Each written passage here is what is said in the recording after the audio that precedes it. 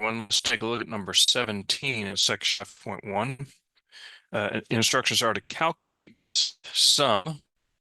They use an index of J going from 126 to 200, and you're just adding J.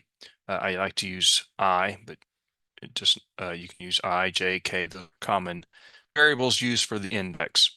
At any rate, we're going to do the calculation now by writing it as a difference of two sums. So difference means we're going to be subtracting two different sums and using one of the power sum formulas, and then give your answer as a whole or exact number.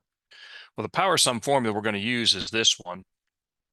Again, J equal 1 to n of J, which means what? When J is 1, we have 1. When J is 2, we have 2. When J is 3, we have 3, and so on. So it's just 1 plus 2 plus 3 all the way up to whatever n is.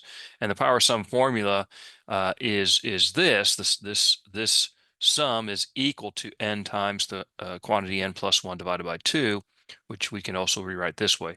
Now keep in mind on the test, I do give you this power sum formula, so you won't have to memorize it, but you'll need to understand and use it in problems. So let's take a look at this now. So how can we this sum? Well, it's going from 126 to 200. So literally, when I add this up, what I'm looking at is what is 126, because that's where we're starting with. So we don't have to start at 1. Here we're starting at 126. So J is 126. And then we increment by 1. J is 127. We're going to add that. And then J will be 128. And so on, and so on, dot, dot, dot. That continues until we finally end up with 200. So what is 126 plus 127 plus 128 plus 129, dot, dot, dot, dot, all the way up to plus 199 plus 200? Ooh, that's a lot of adding, right? Well, we're going to use these power sum formulas to help us. So what I'm going to do is I'm actually going to add from 1 to 200. Okay, so that's going from 1 all the way up to 200. That's my first sum. And then all I'm going to do is I'm going to say, well, let me take away the first 125, right?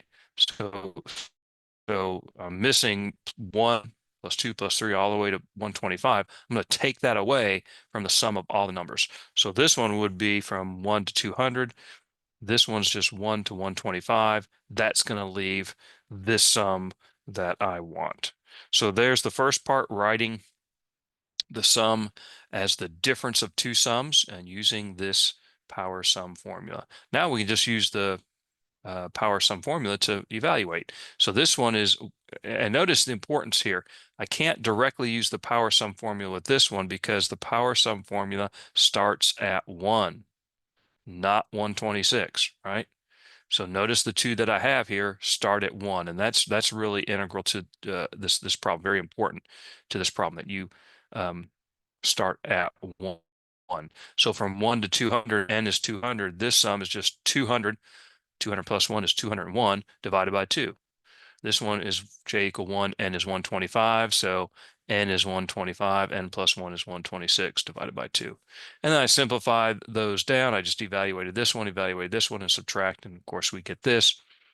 Enter that in, of course, without that comma there, but 12,225 in this particular problem is the sum. Again, your summation that you have in your particular problem might have slightly different numbers, but this is the way to do it.